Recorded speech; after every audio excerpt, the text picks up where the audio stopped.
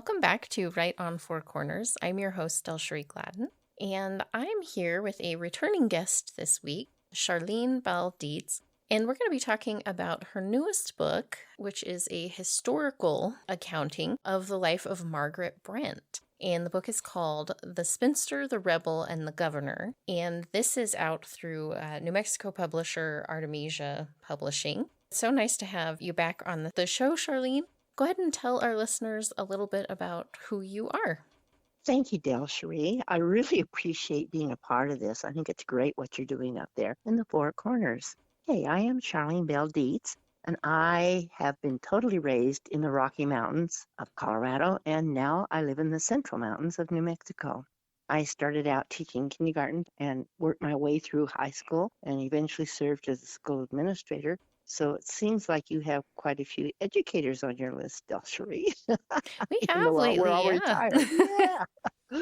I was an adjunct instructor for the College of Santa Fe in the Albuquerque branch, which was really fun teaching adults. So after I retired, I traveled the United States and I provided instruction for school staff and administrators all over the place. Houghton Mifflin Publishing, which was a small privately owned publisher for years and years and years and no longer exists. They were my employer, and I just really enjoyed working for them. Right now, my writing includes published articles, children's award-winning stories, short stories, and a series of 3 mystery novels. And this latest book of mine actually became a really book from the heart, a book of love, and something I had no intentions of writing. Well, it's nice when these find those surprise topics that just catch us. Oh, it did. So tell us a little bit about how you got interested in the story of Margaret Brent's life and what caused you to step away from what you had been writing, the mysteries, your Flapper series, which I really enjoyed and had fun reading that book. Thank you. Yeah, so this is kind of a pivot. So it how did that real happen? Big pivot. Yeah. I have always enjoyed history, but I've never been a student of history. I've just enjoyed it, and I've always enjoyed biographies, but I've never written a true biography as such. And I had no intentions of doing all this research. My husband is a genealogist. He came into my studio one night, my office, while I was writing on one of my books, and he says, "You've got to read this. You've just got to read this." What? So I picked up a piece of paper he handed me, and it went something like this. Giles Brent, a 30-something-year-old man, married a 9-year-old Indian princess. My writer brain wondered if it was a story here. I thought, oh my goodness. And then I started looking more into Giles Brent and his life, and it looked like everybody from genealogists to historical writers branded him kind of a loose cannon, an opportunist. He was set on acquiring land through his marriage to this young Indian princess. And I thought, that is so inappropriate. Why would a 30-year-old man marry a 9-year-old young girl? And this is in 1643. I just had to know more. So I read on, and the next part of the paragraph said something like this. Maryland's provincial governor, Maryland was not a colony then, just a province, Leonard Calvert, and his good friend, spinster, Lady Margaret Brent, Giles' sister, are guardians of the 9-year-old princess. What? First of all, why would a man governor, they were all men at that time, it was red flags waving. I thought, why would the most powerful man, the governor of the province in the 1600s, have a very good friend who's a spinster? There were very few women over there. There were mostly men, probably 6 or 7 men for every woman. And why would they allow this inappropriate marriage to one of their guardians, especially to the spinster's brother? I mean, you would think they would have some control over that. It just seemed very inappropriate. So I had to know more. And like I said, I'm not a historian, but I do know how to research. I learned that from my other 3 books. So I started Googling, and coincidentally, this was 2020 when COVID hit, and my calendar was totally empty. Yay! That let me write this book because I could just sit at my computer and research. And I could go into the libraries and research, and it was just wonderful. But scouring genealogy and other sites provided really jaw-dropping entertainment, such as, I didn't know, but they made tankers for beer out of leather. I had no idea about that. I found so many little rabbit holes to go down. it was just really time consuming. And I've got to really focus and get back to Giles Brent and Governor Calvert and who is this Lady Margaret Brent? Well, that took me back to England, and I knew nothing about English history in the 1600s. I knew all about King Henry in the 1500s, but nothing about the 1600s. So I learned a lot about English history, which was fascinating in itself. And again, a lot of rabbit holes that I went down, but thank you, COVID, I had time to do that. I found out, as most people know, that men of note, there's a lot of information about them. But if a woman has done something spectacular, but she's left no letters, no diaries, no journals, no primary source material of any source, there's nothing. There's no way to find out about her. She just almost doesn't exist. The only way she exists is through the voice of others, people who speak about her and mention her. So I was at a total loss. I didn't know quite how to go about this and find out more information. The only thing I could find out was that Giles Brent, when he went to pre-colonial Maryland, did marry an Indian princess, but there was some controversy about how old the Indian princess was. And the controversy came from the priests, the Catholic priests that were over there. England was really at war with the Catholics because the Protestants were dominating the country. And that's one of the reasons why Giles and Leonard Calvert and Margaret Brent went to Maryland, because they were hoping they could have a little more religious freedom. And also, I found out that Lady Margaret Brent was really enticed by land, and she ended up becoming the largest landholder in pre-colonial Maryland. So that was something really important to her. Well, and that's Um, something that you bring up at several points in the book of just that the sisters of this family valued having a voice and having some independence and freedom. And that influenced a lot of the family's choices in England and then really kind of shaped her experience in Maryland as well. That's right. I'm glad you picked up on that. She came from a family of 13 children, and she was one of the elder ones. And the men in the family excluded all the women from all the discussions because women were not supposed to be educated. They were supposed to be taken care of. Their role was very, very limited. It really made it difficult for someone who was an independent thinker and wanted to be an independent woman, and Margaret and most of her sisters were. I found evidence that there was a Mary Ward Society, just pretty much coincided with Margaret Brent's life, and I really believe that she must have been a follower of Mary Ward. Mary Ward was a woman who went into a convent, but she believed in non-cloistered nuns who didn't dress like nuns, but who went out and educated women. And this was totally forbidden, especially in England. Women had their own prayer books. They were not even encouraged to read the Bible. They were not to learn mathematics or Latin. I think they were tutored with their brothers up until they were probably about age 7 or 8. And then after that, the men were educated, but the women were given womanly chores to do, and they were not encouraged to do that. I believe Margaret and her sisters very much resented that. One of the things that the Mary Ward Society required were that the women be, it was a secret society because it could be punishable by death by the king, and they needed to be, I guess you would say, married to the church in such a way that they would be virginal. So they took a vow of chastity.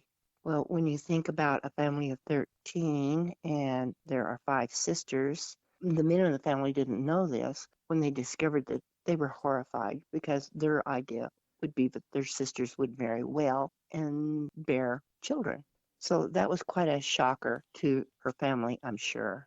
There was a lot of discussion about why Margaret Brent never married, and many of the researchers had a hard time understanding how Margaret Brent could go to Maryland and be in Maryland for, well, my book spans 10 years, with all the demands of the men over there really wanting wives. Why didn't she marry? And were she and Leonard Calvert lovers? I don't believe so. I think that she belonged to the Mary Ward Society and was a spinster by choice. Well, and you think about how much women of that time, even quite a long time after that, still were so many restrictions that, she brings up in the book when she's offered the chance to marry early in the book. if she were to do that, even if she could have had a very pleasant, comfortable life that she could have been happy in, she would be making that choice to give up her land, give up having any say in the town and how things were going. Basically, I mean, getting married in that time, you're turning over control of your life to the person that you're marrying. And for someone who values that independence and the ability to learn and progress and be in charge of her own destiny, that's a really big ask that a lot of the men of that time period, especially, were not going to understand. It's like, No. well, that's what women do. They get married and they are wives and mothers. That's your role. How do you not want to do that?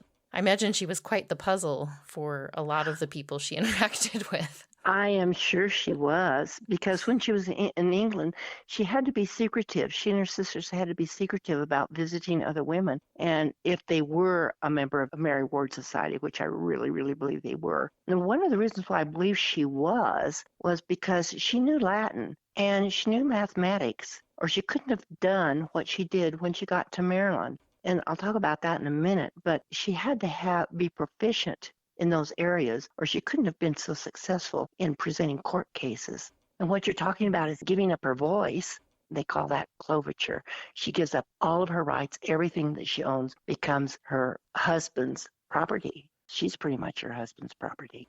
When she was in England, she and her sisters had to be very secretive about what they were doing, and their father and brothers had no idea. Her mother had died several years before the book starts. And when she went to Maryland, I thought, what is this about? The researchers had so many questions about her, and I couldn't find anything except tangentially through what people were saying about Margaret Brent. And a lot of the men had quite a few things to say about her, but I thought, I really need to hear her voice. And there was nothing written. And then one day I discovered in the Maryland Historical Archives a tab that said careers. And I thought, what is that about? Oh, I haven't looked at that, and I've looked at everything else, so why not? So I clicked on that, and oh my goodness, there were 134 court cases recorded on little index cards someone had transcribed from the court's logbook onto index cards. And I printed them all out and started reading them. It was practically another language for me. But there was her voice, and there was what she was doing over there. And she started out representing herself and her sister. She and her sister Mary, her younger sister Mary, her two older brothers, Giles and Folke, went to Maryland. Father wouldn't let the women go alone, and Giles had already been, and he really wanted to go back, and Folke did not want to go at all. And he returned back to England 2 months later. The historians and researchers have no idea why he returned 2 months later. I think the reason why he returned was real obvious to me. It's in my book. But anyway, when she's over there, she starts representing herself in the provincial court. And pretty soon she starts representing others. And before long, the gentlemen, these are very powerful, rich Catholic landowners that have gone and taken their servants over to help them establish their landholding in Maryland. They started asking her to be their attorney. So she was actually the first named attorney on the United States soil.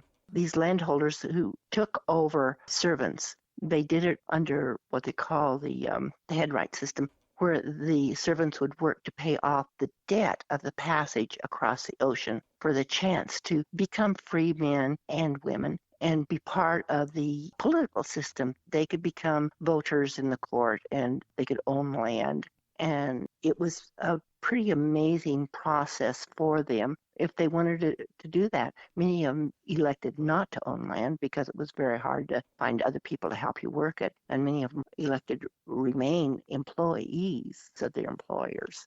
But I found that was interesting. But Margaret could not have represented all these people in court, knowing what she knew, if she didn't have a good grasp of mathematics and Latin. And she had to get that somewhere. And I don't believe she learned it all before the age of 8.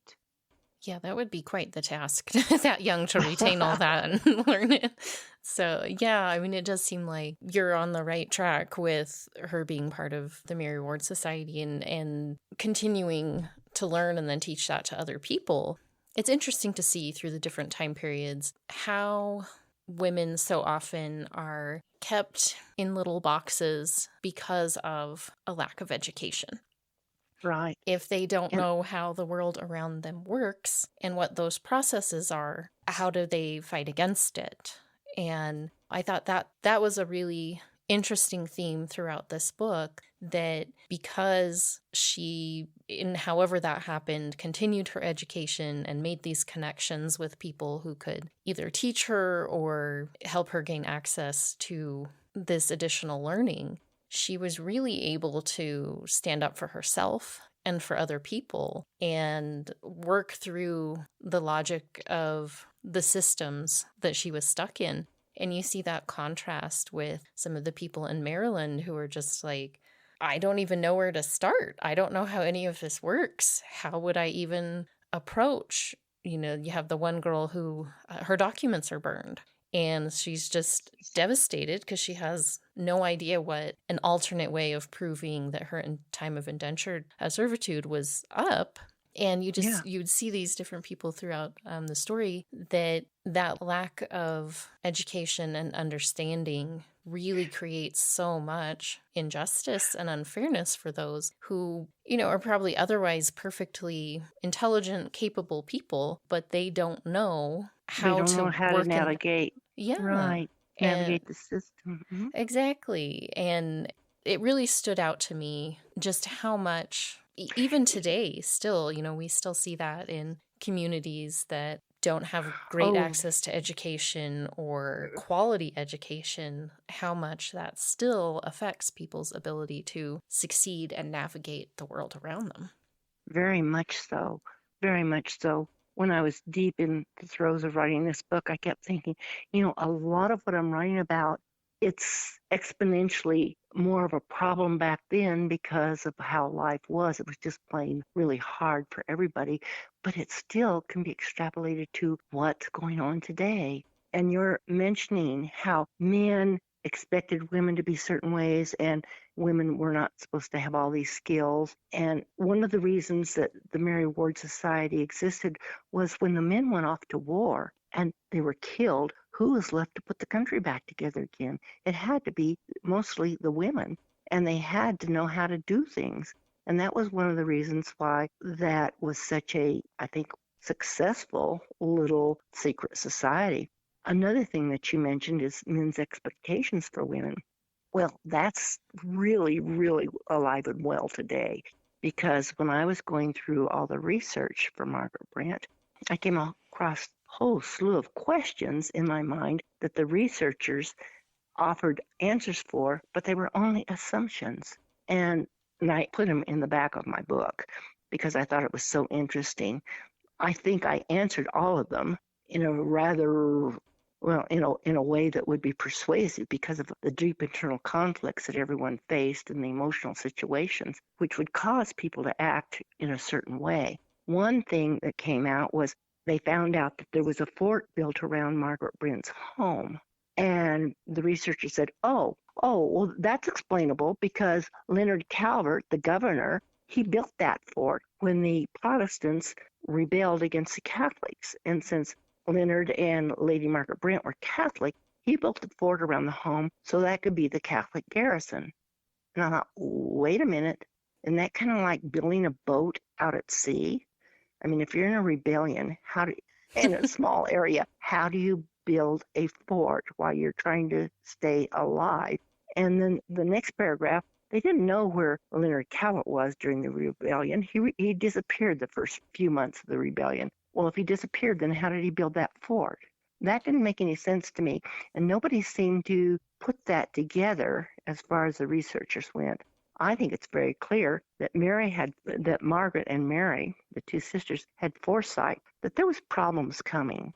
And there were Indian raids all up and down the waterways, and they lived right on a waterway. So why wouldn't they be fearful that two women living alone would be targeted by those raids? Yeah, it just seemed to me like they would want some protection. So I have a feeling that Margaret was proactive about building that fort, and Leonard had nothing to do with it.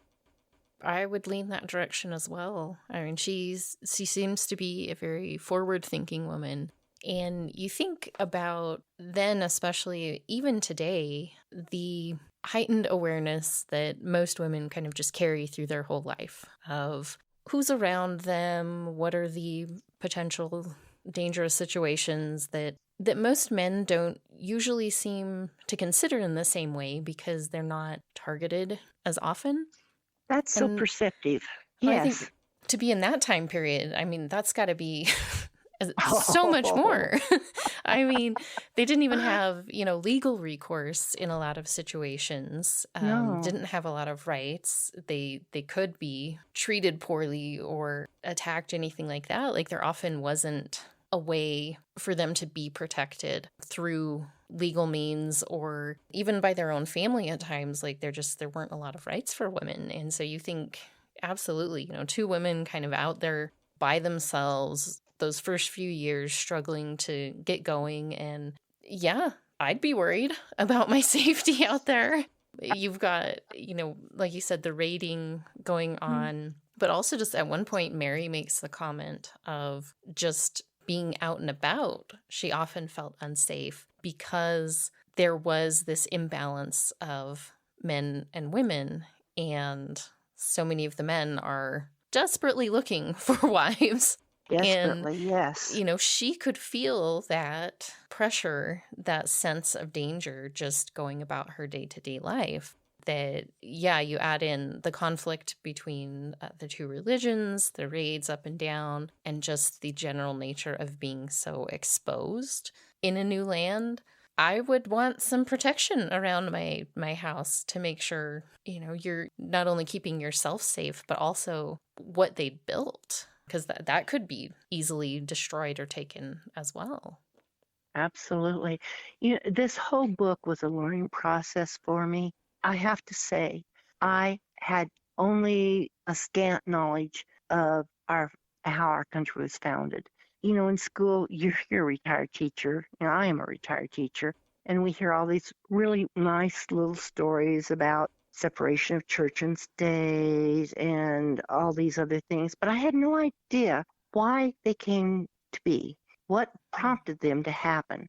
And they said, the reason why a lot of people came over was for land. Well, I think that another reason a lot of people came over was not just for land and for religious purposes, but again, like for Margaret, she wanted to be someone. She wanted to be heard. She didn't want to be just chattel.